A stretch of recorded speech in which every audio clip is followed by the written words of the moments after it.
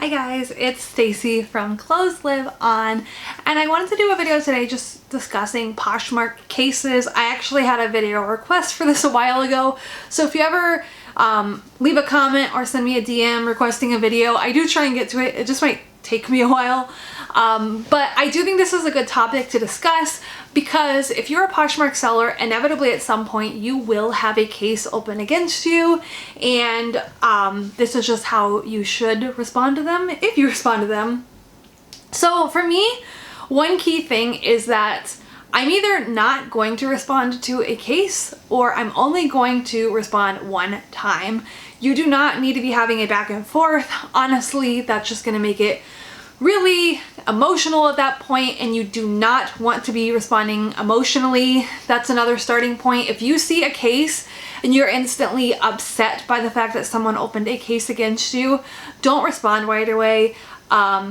Take a few hours, calm down, vent to someone in person, whether that's like a parent, your spouse, a sibling, a friend, whoever.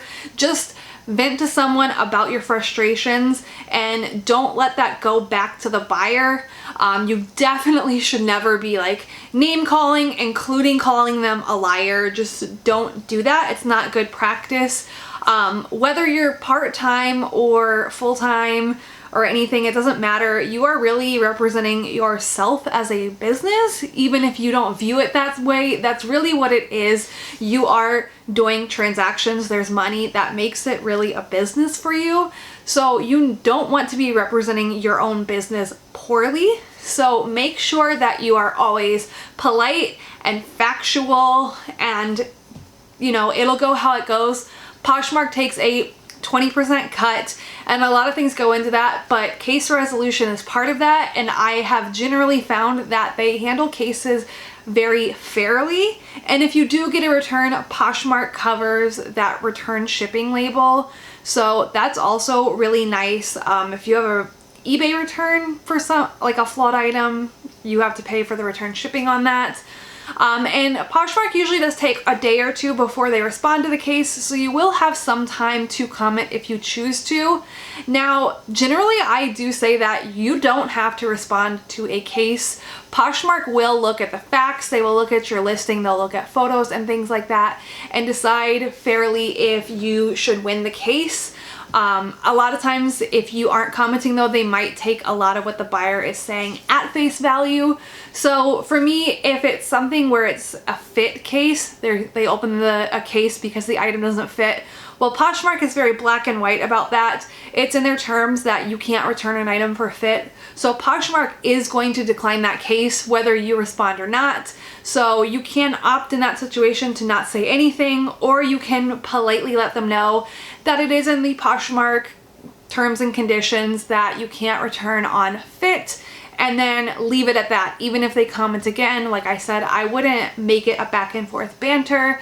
So, you know, either say nothing or one comment and done.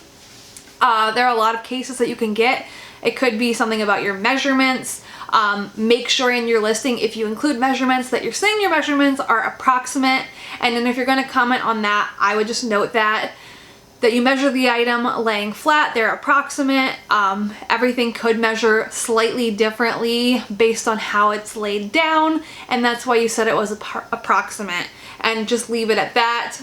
Measurement cases I've actually found to be a lot more like Poshmark. Depending on the price it was paid, they might side with both parties, which is a resolution that they do and have done for me a few times, where they refund the buyer and they pay out the seller.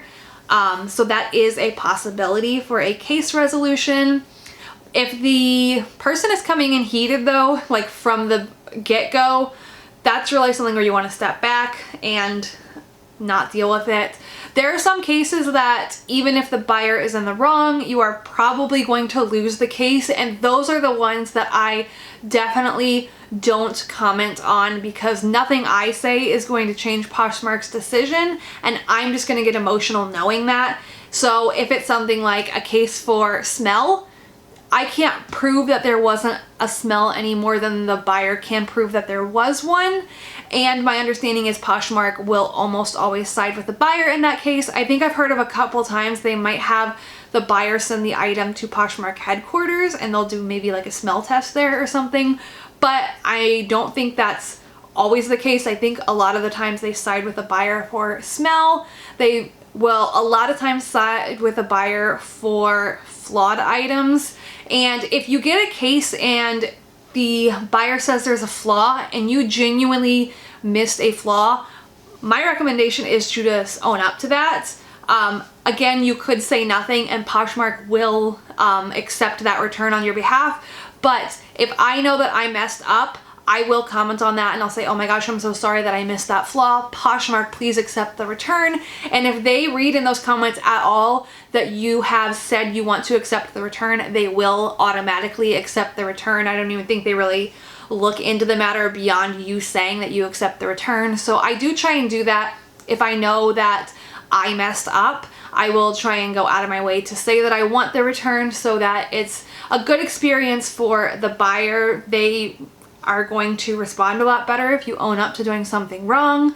Now, how you can try and get around these cases if there is flaws is make sure that you do photograph all of your flaws. If you have an item that is flawed, especially if there's multiple, use your 8 photos. Get as many details of the flaws as possible, note it in the description, and say in the description that you have photographed the flaws. And then if they're opening a case on flaws that you did note, you have the description and the photos to back you up in that case. I also like to always include a photograph of the tag. So if they're saying that, you know, it's a size medium, but it doesn't fit like a medium or something, you have the label photo proving that, well, indeed, this is a size medium. I don't control how it fits. I labeled it as a medium because the tag says it's a medium kind of thing. Because I have had stuff like that where a buyer is saying that it doesn't fit the size that it's marked. And it's kind of one of those situations where it's just, that's not my fault. If the brand decided to label it as that size, then I'm obviously going to put that in my listing that it's labeled that size. So those are generally how I really handle cases. I either, you know, go out of my way to say that I accept the case. I try and pack my listings so that Poshmark will have all the info they ever need to side with me if it is something that I did notice. If I respond, I try to only respond one time because otherwise you're really just arguing with buyers and that's not good. Or I don't respond at all. I completely let Poshmark handle it, and I know that even without me responding, they are going to handle the case as fairly as possible. So I hope you found this helpful. That's just what I do if I get a case. Honestly, they're generally pretty uncommon for me and for most people that I know, because like I said, I really like cover myself in terms of like noting flaws, taking size pictures and stuff like that, and I include measurements, so also they always have an idea of how it's going to fit anyway, and that has really helped me overall. I've definitely still lost some cases, some that I felt I shouldn't have lost. That's just going to be how it goes sometimes. And I've definitely won some cases, and like I said, I've had some go like 50-50. If you do have something that gets returned to you and it comes back in not the condition you sold it, or you feel like the buyer lied essentially to get that return. So specifically for me, someone bought a pair of boots from me and they actually accepted like offers to Lakers that I had sent out, and they'd asked a question before I got to answer it, before they accepted that. They accepted the offer before I got to reply, so they were asking about like calf size on these boots, and I didn't get to reply, and they opened a case against it, and it was like for the smallest, most ridiculous thing. And when I got it back, I actually realized that what they were kind of saying was a flaw was actually a cutout in the leather where the zipper pull goes when it's zipped all the way up, so it wasn't a flaw at all. But Poshmark had said for that like it's hard to prove condition, what condition it was in when it was originally sold, and I actually have heard from other sellers that that's going to be the pretty consistent answer if you open a counter case when you get your item back.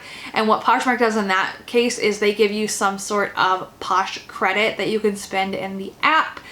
When I got credit, it was not for the full amount of what the sales price was, but it was something, and obviously I had my item back and I can sell it again.